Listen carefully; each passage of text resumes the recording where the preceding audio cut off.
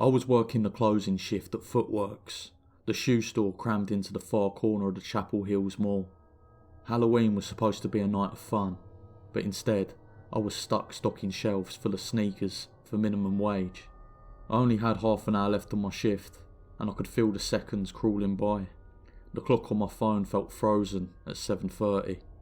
I drummed my fingers on the counter, trying to stay awake. My manager, who was supposed to help close, had ducked out early for a smoke break and never came back. Most of the customers had already thinned out, but there were still a few stragglers wandering around the mall. My phone buzzed in my pocket, a text from my friend Ben.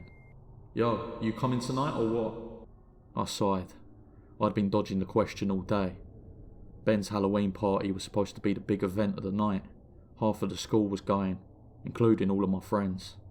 But I hadn't planned on going to it. After my shift was over, all I really wanted to do was just crash in my bed. I started typing, probably not, when another text popped up. "Don't be lame, man. It's Halloween." I stared at the screen, my finger hovering over the keyboard. It had been a while since I'd done anything fun, and even though I didn't have a costume, I could probably grab something cheap from the Halloween store on the way. I wasn't exactly Mr. Social, but maybe it wouldn't hurt to get out of the house every once in a while. "Yo!" A voice called from the store entrance, breaking my introspection. I looked up and saw Ben and Derek walking into the store like they owned the place. Ben flashed a grin, his hands stuffed in his pockets. "Come on bro, you're not getting out of this one. You're coming tonight," Ben said, leaning against the counter. Derek nodded, smirking. "Yeah man, you never come to anything. You didn't show up last year either." I started. "Look, I'm just tired, and I don't even have a costume. I don't even have time to..." "You've got time," Ben interrupted. "The party doesn't start till 10. Grab something cheap and just show up. It's not like you have anything better to do, man." I sighed. They weren't wrong. As much as I wanted to protest, I started giving in to the pressure. Ben raised an eyebrow, a smirk growing on his face, anticipating my answer. "Fine," I muttered. "I'll come, but I probably won't stay long." "Yes, there it is." Ben grinned, patting me on the shoulder. "You're gonna have a good time, mate, trust me." Derek glanced at his watch. "Alright, well, we'll be heading out. We'll see you there, yeah?" I watched them leave, their laughter fading as they disappeared out of the mall. I wasn't sure I believed Ben about having a good time, but I was locked in now. I just had to make it through the last stretch of my shift, grab a costume, and then down a few drinks to make the night more tolerable. The mall was basically empty now. Most of the other stores were closed, and the place began to get a little darker as more and more of the lights were turned off. I started mentally checking off the closing tasks: sweep the floor, cash out the register, routine shit. As I was counting the minutes to clock out, something caught my eye near the entrance. A person stood there, just outside the store, facing me. They were in a Halloween costume, a creepy red latex devil mask, which had a large pointy nose and a cartoonish wide smile which stretched ear to ear. Small black horns protruded from the top of the mask. It looked pretty realistic, like one of those expensive movie quality masks. Had it not been so startling, it would have actually been pretty impressive. The mask was paired with a mismatched black and red suit that looked like it was put together from pieces found at a thrift store. At first, I assumed it was just a last-minute shopper, or somebody probably killing time before heading to a party. But they stood completely still, facing me, not moving, not browsing, not shopping, just standing there. I felt my chest tighten. There was no reason to be freaked out by some weirdo in a Halloween costume, but something about them just made my hairs on the back of my neck stand up. The way they were just standing still, watching me, began to eat away at my nerves. I was about to tell him that we're closed, but he turned, slowly, deliberately, and walked away. I just stared, frozen in place. His steps were slow, measured, almost robotic, as he disappeared out of sight. I exhaled, realising I'd been holding my breath the entire time. What the fuck was that all about, I thought. Just some creep messing around, probably. It was Halloween after all. I shook it off, trying to refocus on closing the store and getting the fuck out of here. But every few seconds, I found myself glancing towards the entrance, half expecting to see that creepy guy in a devil mask there, watching me. By the time I finally clocked out, I was beat and my nerves were shot. I'd made my way out of the now empty mall toward my car, checking behind my shoulder every few seconds. I safely made it to my car, now fully convinced that the person, whoever it was simply messing with me. I brushed off the feeling and headed to the Halloween store to pick up a costume for the party. The Halloween store was one of those pop-up stores that showed up every year, taking over abandoned sporting goods stores and the like. I pushed open the door and stepped inside, a chime ringing loudly in a nearly empty store. The place was a mess.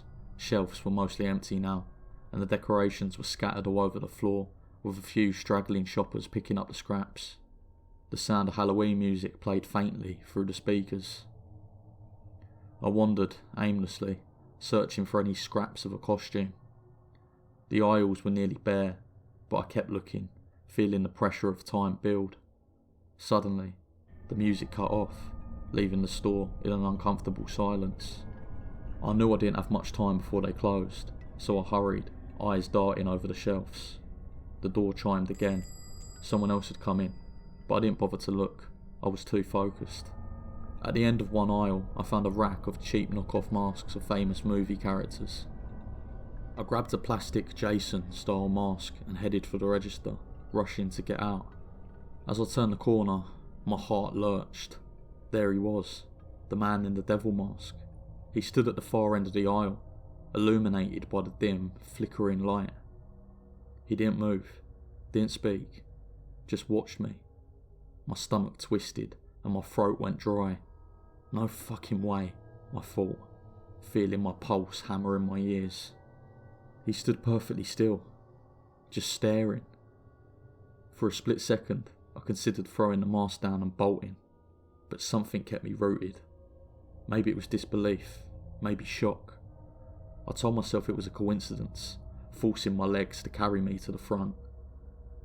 The cashier barely looked up from his phone as I approached, too busy scrolling through TikTok or Instagram or whatever.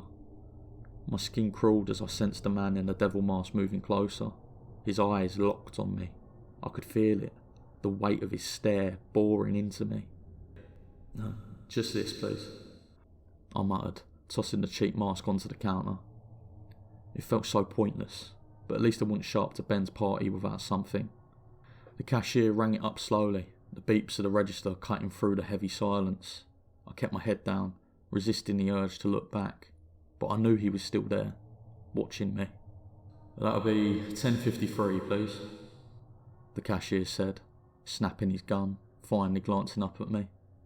I handed him the crumpled bills, my hands slightly shaking as I grabbed the change and shoved the mask into a bag.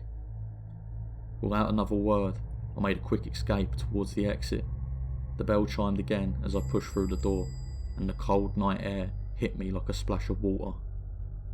I exhaled sharply, tension easing from my shoulders. Instinctively, I glanced over my shoulder, half expecting to see him, the man in the devil mask, standing at the entrance, following me still. But there was nothing, just the empty store and a couple of people loitering on the sidewalk. He was gone, again. I shook my head and got in the car. I kept reminding myself, it's Halloween. Creepiness was just a part of it. And besides, I had bigger things to worry about, like not making an idiot out of myself at Ben's party. By the time I got to Ben's place, the party was already in full swing. Cars were parked up and down the block, and I could hear the bass from the music thumping before I even stepped out of my car.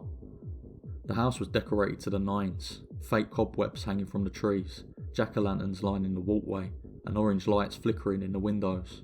I could hear Rob Zombie's Dragula blasting from inside the house. I pulled the plastic hockey mask out of the bag and slipped it over my face. It wasn't much, but it would do. I didn't feel like going all out for this party anyway. I just wanted to blend in, have a few drinks, and hopefully avoid any awkward moments with people. The front door was wide open and people were spilling out into the yard, already tipsy and laughing way too loud. I stepped inside, and the smell of beer and sweat hitting me immediately. Ben's living room was packed. People in costumes, some elaborate and some half-assed as mine, dancing, drinking, and yelling over the blaring music. "Hey, you actually came!" Ben appeared out of nowhere, clapping me on the back hard enough to nearly knock me over. He was wearing a vampire costume, complete with fake blood dripping from his mouth. "Yeah, well, you didn't really give me a choice, did you?" I said, jokingly, raising my voice to be heard over the music. "Here, grab a drink," Ben shouted, shoving a plastic cup of beer into my hand before I could protest. "We're playing beer pong in the kitchen, come on." I hesitated. Beer pong wasn't really my thing, but it was better than standing around awkwardly in the corner. "Sure, yeah, why not?" I followed him into the kitchen, where a crowd had gathered around a table lined with orange plastic cups. Someone had even set up a fog machine, and the room was filled with swirling white mist, making it hard to see more than a few feet in front of you. I took a swig of beer and tried to relax. It was just a party after all. We played several rounds. The beer had begun to do its job with loosening me up, and I was actually starting to have fun. For a moment, I even began to question myself and why I didn't come out more. But just as that thought occurred, out of the corner of my eye, I saw him again. The figure, that devil mask, the long pointy nose and wide smile. He was standing in the living room, just beyond the edge of the crowd, perfectly still like he had been at the store. He didn't move or try to talk to anyone. He just stood there, watching me. My throat went dry and my stomach twisted into knots. What the hell was he doing here? How did he follow me? I blinked, half expecting him to disappear, like a trick of the light. But when I looked again, he was still there. He raised his hand and gave me a slow, taunting wave and turned to leave. Maybe it was the drinks, or maybe it was a feeling of security from the crowd, but anger began to boil up inside of me. I set my drink down and pushed through the crowd, trying to keep him in sight. I wanted to grab him and find out who he was and why the fuck he was following me. By the time I'd reached the living room, he was gone. Just like that. I scanned the room, my heart pounding in my chest. People were laughing, talking, and dancing like nothing was wrong. I thought about telling Ben, but what could I say? That some weirdo in a devil mask had been following me around all night. He'd just think I was being paranoid. I needed to calm down. I told myself it was just some guy playing a prank. Maybe someone who'd been at the mall earlier and recognised me. Or maybe it was someone I knew just messing with me. It was Halloween. People were supposed to be creepy. I grabbed another beer, took a long drink, and forced myself to relax. It was just in my head. It's nothing to worry about. I didn't stay at the party long after that. A couple more beers and some awkward small talk. I made my excuses and slipped out. I just wasn't in the mood anymore. All I could think about was that guy. Every time I turned around, I expected to see him and his stupid fucking devil mask standing there, just watching me. It was a relief to get back to my car and leave the noise and chaos behind.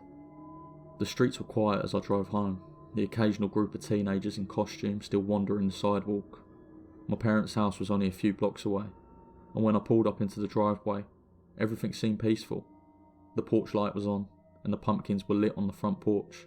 I parked and walked up to the front steps, fumbling with my keys as I unlocked the door. The quiet was almost comforting after the noise of the party. I stepped inside, closing the door softly behind me. "Mum? Dad?" I called out, but there was no answer. They'd probably gone to bed already. I flipped on the hallway light and headed for the stairs, planning to just crash in my room and forget about the whole evening. But something stopped me. A sound, a drip, a slow, steady drip. Not the drip of a sink, a heavier, thicker drip. Slowly, I made my way towards the sound in the direction of the kitchen. My breath caught in my throat as my eyes scanned the house. As I got closer to the kitchen, the sound got louder, and there was something else. A smell, an odd smell, almost like copper, thick in the air. I rounded the corner into the kitchen when I saw the outline of something. No, Not something. Someone. I froze. My blood turned into ice. It was my dad. He was sitting at the kitchen table, and so was my mum. Only, something was wrong. They were sitting at the table, side by side, like they'd been waiting for me. But there was something horribly wrong. So wrong that it took my brain a moment to catch up with what my eyes were seeing. Their heads were gone. The jagged red stumps of their necks were all that remained, blood streaking down their clothes, pooling onto the floor. The table, once warm and familiar, was now soaked in it. My stomach lurched, but I couldn't tear my eyes away. I stood frozen, in shock, every muscle locked into place as my brain struggled to process the nightmare what was in front of me. At first, I wasn't able to comprehend if what I was seeing was real, or some twisted hallucination. And then, I saw him. The man, the devil, was standing in the corner, almost bleeding into the shadows. He was big, much bigger up close, and his posture was unnervingly calm. In each hand, he held a head, their heads, by the hair, the thick strands twisted around his fingers. In his hands, I saw the source of the sound. Blood dripped from their severed heads, landing on the tile floor with a soft, rhythmic plip, plip, plip. The sound was horrible, and for a moment, all I could hear was the sound of the dripping and my own heartbeat. He didn't move. He didn't flinch. He just stood there, perfectly still. His arms were reached up toward me, holding my parents' heads proudly, like two trophies. I couldn't breathe. I wanted to scream, to run, but I was frozen in fear. I slowly backed away, step by step, my eyes never leaving him. His head didn't turn. His body didn't shift. He just stared, with that pointy nose, that huge red smile, as if he were frozen in time. I kept moving backward, my chest tightening with every inch I gained.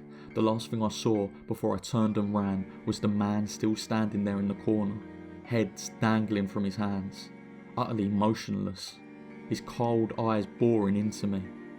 He never moved, and somehow, that was worse. I turned and ran. I didn't stop until I was halfway down the street, gasping for breath, my hands shaking as I fumbled for my phone. My fingers barely worked as I dialed 911, my voice trembling as I told the operator what had happened. When the police arrived, the house was empty. The man, the devil, was gone. They never found him. The police chalked it up to some kind of gruesome home invasion. But I knew the truth. He had been following me the whole night, maybe longer, watching, waiting for the perfect moment. He had wanted me to see, to know. He chose me for some reason. That was last Halloween, when my life was forever changed. I'm terrified it's going to come back for me this Halloween. I'm terrified that at any moment I'm going to see that mask again.